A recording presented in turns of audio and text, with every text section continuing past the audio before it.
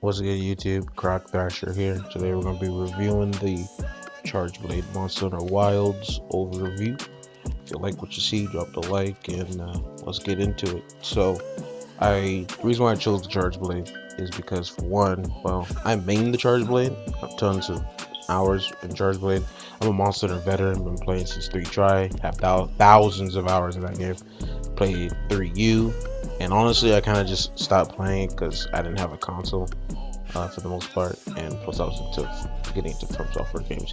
But I played a ton of World, played a ton of GU, and Rise as well. So I'm a veteran, I would say. I've been there, up and down.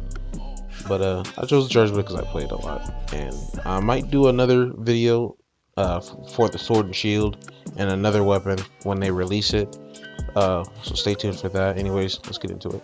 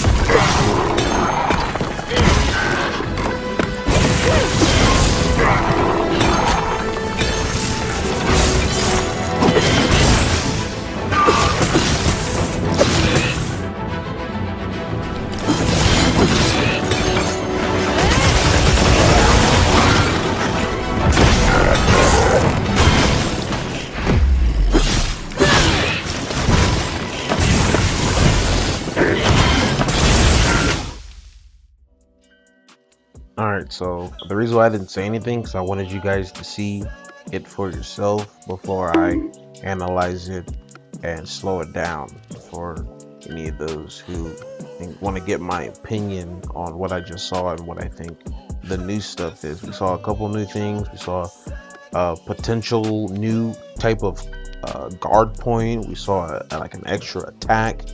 We saw like a bunch of extra attacks actually. Most of the stuff is the same, but we saw a few things and I want to go into detail what I think those things are. So here we go. So most of this stuff here is just a, showcase of the weapon a little bit. Well, of course it is, right? My dumb self. Most of the stuff here is just the same, classic axe mode, classic sword mode, classic slice and dice and the slide cancel, whatever you want to call it. You sidestep, refill the ammo, the files, max mode, the same old Charge Blade. That's a new move. Let's slow that down. He goes into axe mode and then uses this new attack here. Now this attack is probably not a new attack. It's probably just a different animation of the attack. It's called the overhead swing. Most people don't know this attack exists because they never use it. Speedrunners do, especially speedrunners in that use Savage Axe. They love to use it because it gives them extra hits and it doesn't use a file. But I guess now they made it to where it uses a file. It gives it more purpose now. He follows it up with 2 circles if you're on PlayStation. That same move again, 2 circles. Does a amped discharge, followed up. Hold on, let's slow that down.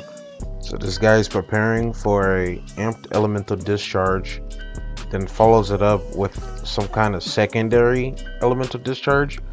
My guess is that he presses it again or follows it up with either a circle or potentially an R2.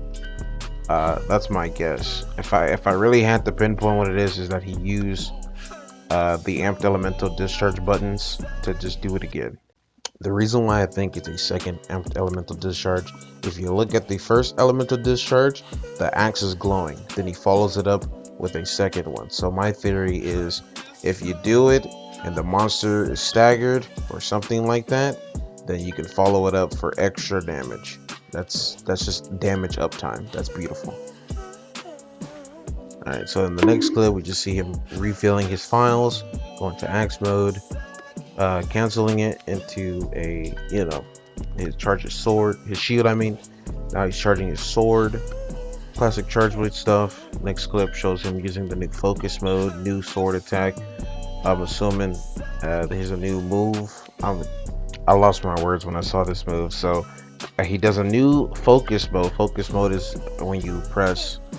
We don't know what you press, but I'm assuming you press L2 to like how you aim your slinger, shoot, or aim your shurikens and rise and shoot. So he aims, does the focus mode, then does an attack in the focus mode with his sword here. Boom, boom. Then he does another move with it, and it does this. It's some type of tenderizing move that does massive damage, and then all those red things go away. I'm assuming this, anytime someone does a focus attack, it would do mass damage or something like that. Otherwise, I don't see why you would use it, other than it looks cool. And then once you do it, it will remove all those red spots that you have on it.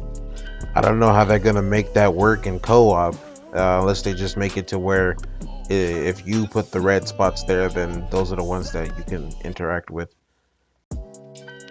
Next, we see a guard point into a new uppercut move, I think.